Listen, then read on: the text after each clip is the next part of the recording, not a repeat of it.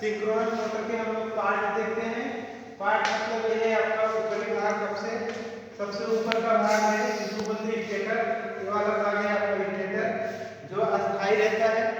Stator अस्थाई रहता है, वो घूमता नहीं है, एक स्थान पर फिक्स रहता है। उसके बाद ये बीच वाला भाग है, इसको बोलते हैं रोटर। रोटर घूमता है, इसको हिंदी में घोड़क बोलते हैं।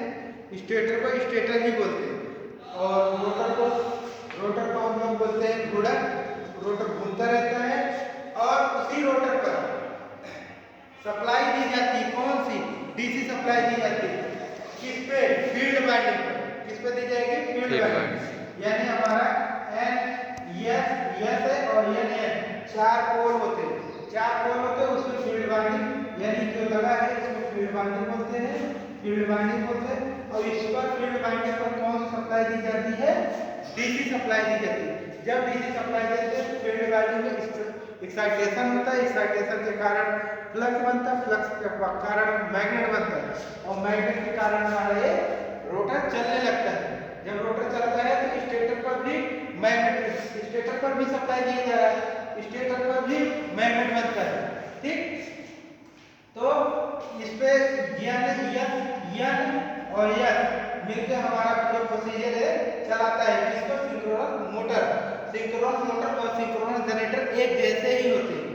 इसमें सबसे अच्छी बात यह है कि आपको पता होना चाहिए कि सिंक्रोनस मोटर में रोटर और स्टेटर दोनों पर सप्लाई दी जाती है। ठीक, किस पे? रोटर पे भी सप्लाई दी जा रही और स्टेटर में सप्लाई दी जा रही। रोटर पे कौन सप्लाई दिया जा रहा है? डीसी। रोटर पे कौन सप्लाई दी जाती है? डीसी। लेकिन स्टेटर पे क्या देते हैं? एसी। स्टेटर पर एसी। और ये हमारा RYD तीन फेज है। ठीक, इसको बोलते हैं टर्मिनल डीबी, टर्मिनल भाग जिस पर कनेक्शन किया जाता है उसी को हम बोलते हैं, जिस पर कनेक्शन किया जाता है तीनों फेज का उसी को बोलते हैं टीवी। टीवी मतलब टर्मिनल ब्लॉक या टर्मिनल बॉक्स। ठीक, समझ में आया? उसके बाद इस पार्ट को हम बोलते हैं पोल। इसको भी आगे चलकर साइलेंट पोल के नाम से भी जानते हैं। ठीक, ये हो गया आपका जो है बेस हो गया, इसका बेस हो गया। ठीक, अब इसी साइलेंट पोल को हमने दूसरे चित्र में यहाँ पे दिखाया है। इसको बोलते हैं जो है डीसी सप्लाई। जो डीसी सप्लाई हमने यहाँ पे दिया था उसको यहाँ पे भी दिखाया गया है। इसको बोलते हैं फील्ड वाइंडिंग में जब सप्लाई देंगे तो यहीं पे क्या हो जाएगा? एक्साइटेशन होगा, एक्साइटेशन के कारण फ्लक्स बनेगा, फ्लक्स के कारण मैग्नेट बनेगा और जब मैग्नेट बनेगा तभी अपना रोटर जो है घूमेगा। ठीक, घूमेगा। और इसके बाद हमने फील्ड वाइंडिंग दिया है। फिर ऊपर इस तरीके से होल रहता है। ठीक, होल रहता है। इसको बोलते हैं कॉपर ब्रास यानी कॉपर का ब्रास होता है, ऊपर से लेयर चिपका रहता है। उसी को बोलते हैं शॉर्ट सर्किटिंग रिंग। जो अपना होल बना है इसी होल के अंदर से एक वायर निकाला जाता है, इसको बोला जाता है शॉर्ट सर्किट रिंग।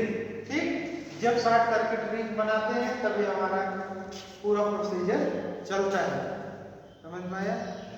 तो सिंक्रोनस मोटर में सबसे ज्यादा इम्पोर्टेंट ये है कि क्या रोटर और स्टेटर पर सप्लाई की जाती है। आप बोलेंगे यस, रोटर स्टेटर दोनों पर सप्लाई दी जाती है। ठीक, रोटर पे कौन सी सप्लाई दी जाती है? डीसी सप्लाई दी जाती है, बट स्टेटर में क्या दिया जाता है? ठीक, एसी। अच्छा, कभी कभी कोई बोल सकता है कि सर जी इसमें डीसी दे रहे हैं, इसमें भी डीसी होगा, लेकिन भाई डीसी 3 फेज पर वर्क नहीं करता। 3 फेज पर डीसी वर्क नहीं करता, अर्थात 3 फेज पर डीसी काम नहीं करता। तो इस तरीके से इसमें क्वेश्चन बनता है। ठीक, समझ में आया?